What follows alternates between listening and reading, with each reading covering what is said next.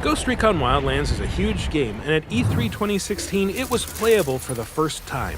After battling through the Cooperative demo, we had a chance to speak with Dominic Butler, lead game designer of Ghost Recon Wildlands, about the world he's helped create and the freedom it gives players to fight a four-man drug war however they see fit. What of what you're showing are you most excited for players to discover during E3? It's a game that we're very proud of, and I think that's the most exciting. Rather than a particular feature, they're getting to see that co-op is there and it's fun, and they see the opportunities in terms of vehicles, in terms of gameplay, in terms of approach. And I think in the longer term, when you can see those opportunities extended to the narrative as well, it's super exciting.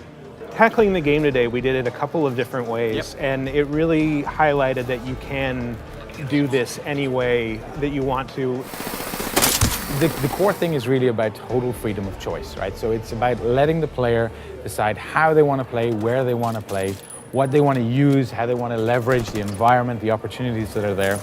But it is a very dangerous and reactive world, so once the alarms start going off, that alarm propagation goes out, reinforcements get called, and suddenly you find yourself not dealing with 2 or 3 enemies, but a dozen or more. They're coming in by armored vehicles, they're sometimes coming in by helicopter, and so things can escalate. They can get really big very quickly if you're not prepared. At one point, I freed some rebels that were in a cage. Right, yep. Can you tell us anything about them?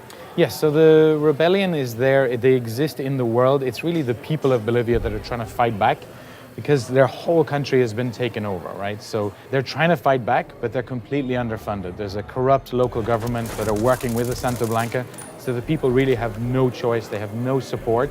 And this is an optional benefit that the player can leverage, is to try to help build up this rebellion, to support those rebels.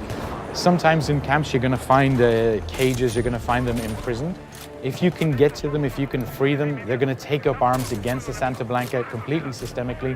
You don't have to tell them what to do. They know where the enemy is. They're going to start fighting back, and it's a way to kind of leverage one faction against another. And we also put a name to the face of the leader of Santa Blanca, El Sueño. El Sueño, that's right. What can you tell us about him? He's an unpleasant character, but he's at the same time the charismatic leader of the Santa Blanca. He's the one that led them to power. He's the one that brought them into Bolivia and helped them take over Bolivia, turn it into a narco state. But he rules through intimidation, through bribery, corruption, whatever it takes. They got a beat on us.